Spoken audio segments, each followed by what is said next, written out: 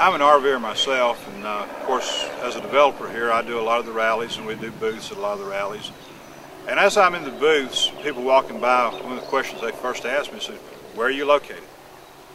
And of course, I pop up and I say, Tennessee. Very common, though, the response I get back is, no, we're going to Florida. And I guess everybody all their life up north has figured that they're going to retire in Florida. Interestingly enough, a lot of our sales are people who have been to Florida and have now come back because Florida's hot. I'm standing here, this is July 2nd, 2010. It's 83, 85 degrees. Yesterday was 81. It's going to get a high of 87 by the end of the July 4th weekend, I understand. Now, we do have some really hot days. I mean, we're in the 90s occasionally. I don't remember 100. I don't remember 100. But we've been in the 90s, occasionally the dog days of August. But generally, this is the weather you have in Tennessee. You're an elevation of 2,200 feet. This is the largest wooded plateau in North America. And the 2,200 foot elevation does tons of things for us. That's why the Cumberland Plateau, since the early 50s, has been rated over and over as one of the top places to retire to. Very cool nights, pleasant nights. I woke up this morning to actually put a light jacket on the back porch with my coffee. Nice days. The bugs, we have 140 something homes here in the gardens right now, and probably only 5, 6 maybe actually have screened-in porches. As the builder, one of the things I have to do is convince people that they don't really need a screened porch. So after they stay on Homeless Hill for a couple of months while we're building the house, the porch goes. Winters, we'll get a couple of snows, 2 inches. We had a big one last year, it was 4 inches. It's usually gone by 10 o'clock. But as I remind people, you're RVers. Go out and practice your hobby in January. Forget the couple of 2-inch snows we have around here. The most interesting thing about the plateau is, for one thing, it's absolutely beautiful in East Tennessee. We have 53 something state parks within a real close drive here. Tuesdays and Thursdays, the guys and gals head out on motorcycles. Been a big thing. Several of the people in the videos will talk about that. But they go into the state parks. They go into the Corps of Engineers parks. The big fight is where they're going to have lunch. And about 5 or 6 o'clock in the afternoon, you'll see them kind of meandering back in.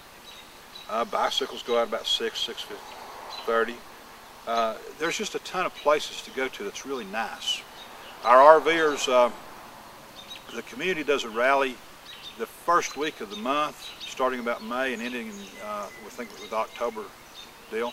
And they do the same thing. They basically pick a park out that they're going to go to. They pick it out a year in advance, so they cherry pick the reservations to where when these guys roll into a park, they own it. And they'll stay in the state park for the rest of the week. So they have their own in-house rally as well as other rallies in the state. But the plateau has another unique feature that, again, it's been rated in the top places to retire by several magazines. Rand McNally has number 4 a few times.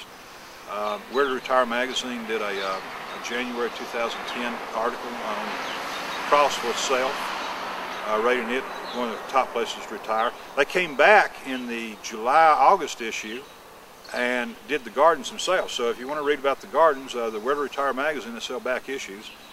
They did a feature on the gardens. One of the things that makes the plateau a huge retirement area is we have lots of resorts here.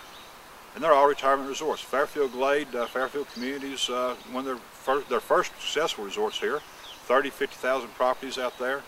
The NACO 1,000, RVers will think of it as the 1,000 Trails people. A large resort here on the mountain. Florida people are very familiar with General Development Corp. They have a large project here also. They actually bring people from Florida up here and sell them up here. Several other resorts in the community that in Crossville. So Crossville itself is a retirement community. That is the major commodity, I guess, that Crossville has. We're set up here on the mountain. We're a place to retire. That's why the Gardens is located right here on the mountain.